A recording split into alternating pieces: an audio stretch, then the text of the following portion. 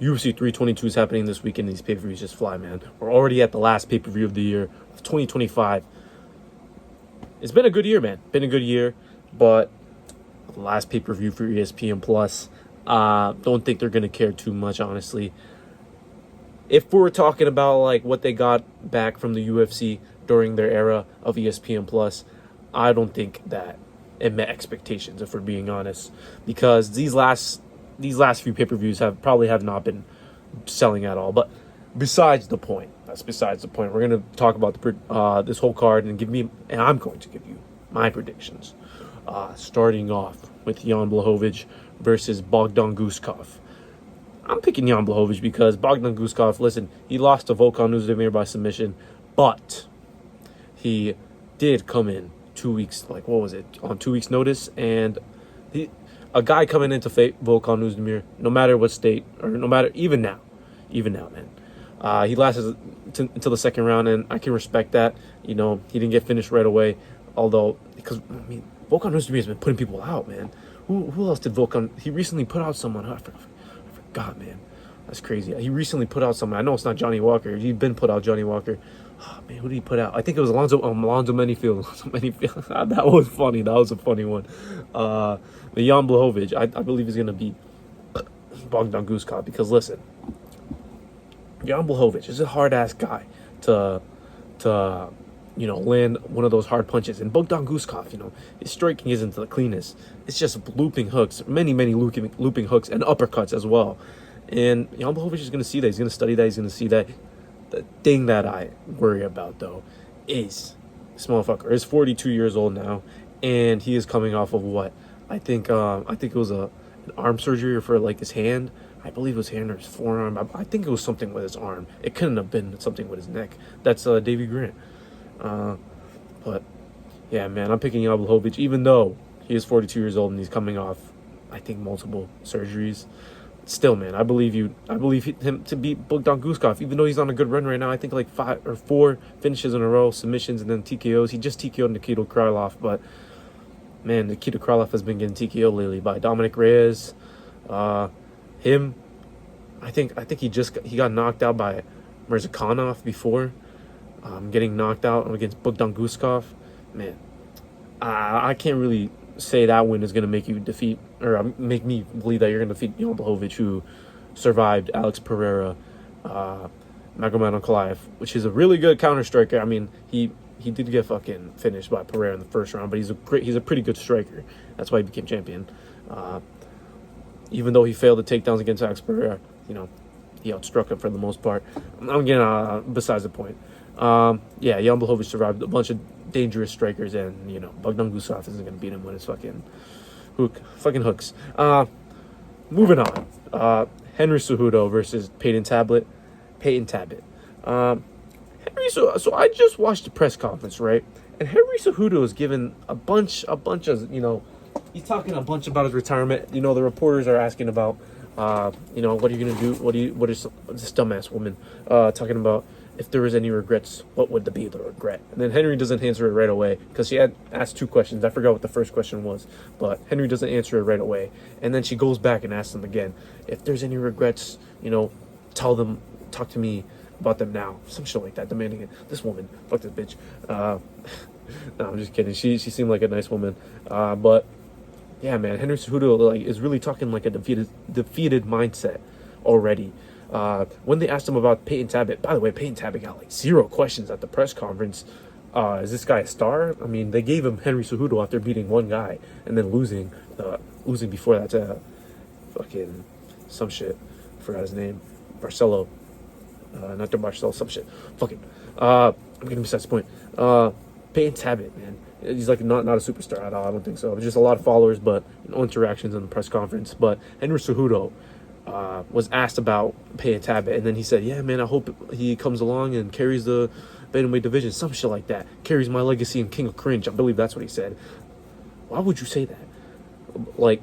Carry on my legacy? What are you trying to say? After he defeats you, after he defeats me, I hope he, becomes the next me after beating the fuck out of me. But I'm picking Peyton Tablet to win by I don't know if I can say TKO, man. decision. I see him beating him by decision. Fuck. Man, no, I don't. Man, this is really a 50-50 fight, but if I'm leaning towards someone, it's Payne Tab, man, because he did really get held down by Barcelo, and Henry Cejudo probably really couldn't do the same thing, so I don't fucking know. I'm picking Henry Cejudo. I'm picking Henry Cejudo by decision. I'm not picking Payne Tab. After you get held down by Barcelo and you think Henry Cejudo, even though we shit on U.S. credentials for wrestling, you know, he is a fucking Olympic wrestler, so if you can't defend takedowns from Barcelo, who has like no credentials in wrestling, yeah, you're gonna get taken down by Henry Cejudo, the gold medalist. Moving on. Fuck, man, what was the other fight? Oh, Brandon Moreno versus Tatsuro Taira. Brandon Moreno, the Mexican. I'm picking Brandon Moreno. Tatsuro Taira just fought this fucking other Asian on Asian violence, and I don't know whether UFC did it. I think it was Zhang Kunyang, some shit. King Jong-un, some shit. I'm probably getting close to his name by just spewing random shit, but they went. It was like two Asian prospects, and I don't know why the fuck they gave it Tatsuro Taira, this Asian prospect. But it doesn't show me, that fight didn't show me that you're gonna be able to defeat Brandon Moreno. You know that Brandon. Well, who did he fight? Brandon Royval, right? And then he lost to Brandon Royval. That performance was kind of embarrassing, man. After like he failed a couple takedowns, he kept going, and it was such obvious takedowns, and like once he couldn't take down Brandon Royval, you know, it was over. He couldn't do anything to him. And the last fight he had, you know, I think he submitted him. I'm pretty sure he submitted him. Yeah, he finished him. I'm pretty sure he finished him. But even though that performance wasn't very impressive at all. I mean, not. What am I saying? I remember he kind of dominated him, but as we can see from that fight, the other Asian prospect, Zhang Shangmalang, isn't who we thought we were. He was undefeated, but he kind of got fraud checked, but for not being that good, you know. Not on Tatsuro Taira's level at all. But so yeah, I'm picking Brandon Moreno because Brandon Moreno is better than Brandon Royval in my opinion. That fight they had together was really, really close, and it could have went to Brandon Moreno's way. But I see Brandon Moreno winning this fight. Co-main event: Alexander Pantoja versus Joshua Van. It pains me to do this, but I'm picking Alexander Pantoja, man. Joshua Van just does not have that much experience in not even in just the UFC, in fighting alone, man. Pantoja was fighting Brandon Moreno when Joshua Van wasn't even started fucking training, man. Joshua Van, I know he's a small guy, really small guy for the division, so he can have, you know, center of gravity on Alexander Pantoja. But as we see, every single fight after fight after fight, he doesn't shoot a takedown to take you down. He shoots a takedown to get your back.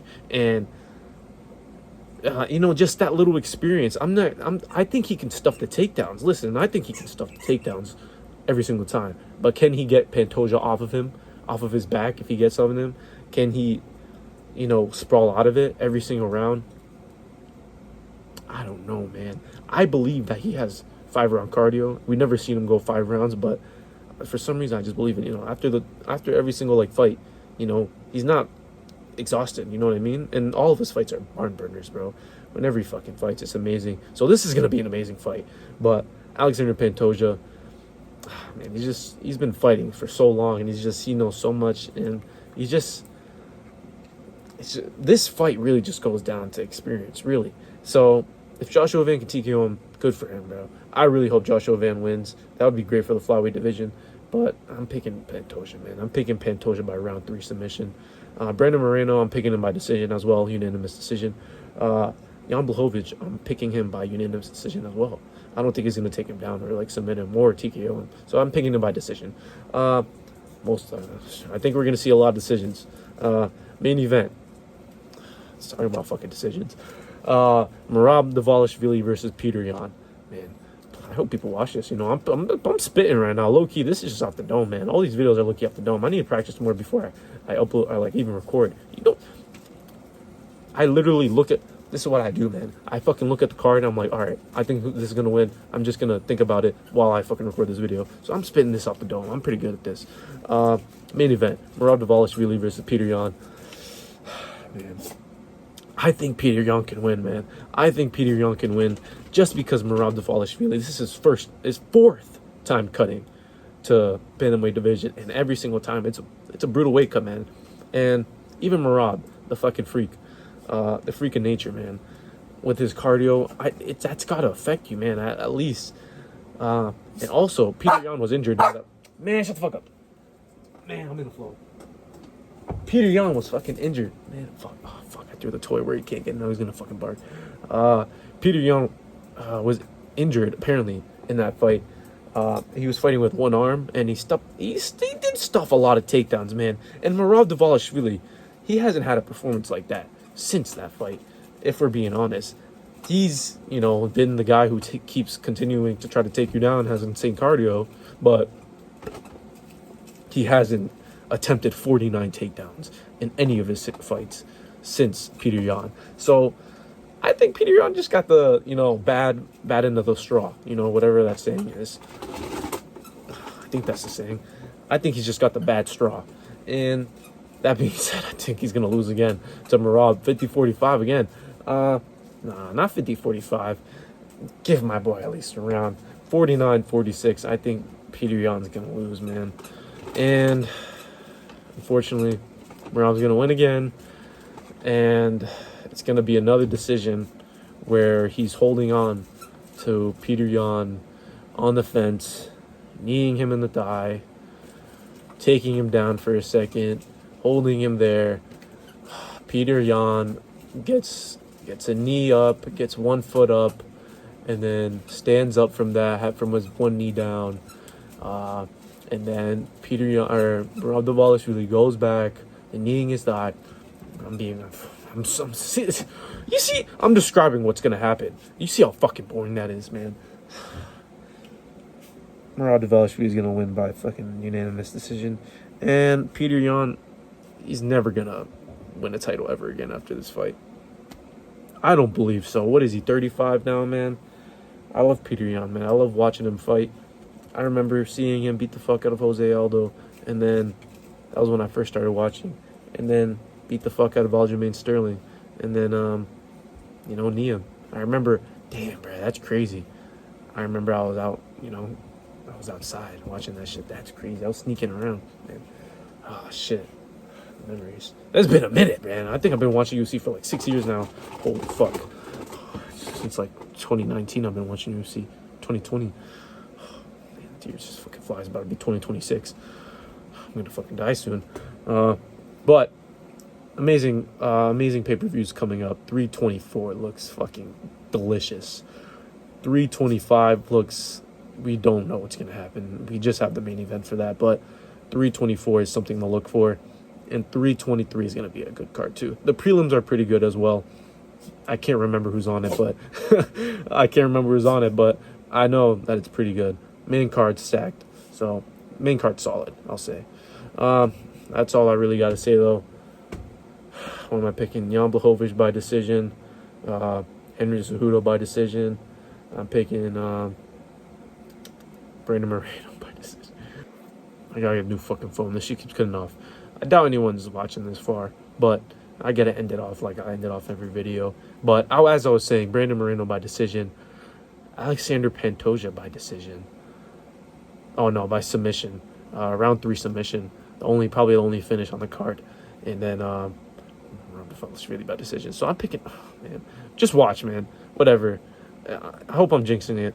But I think there's gonna be 4 decisions in this main card. Yeah, I just gotta end this video off like I always do. The dawn has spoken.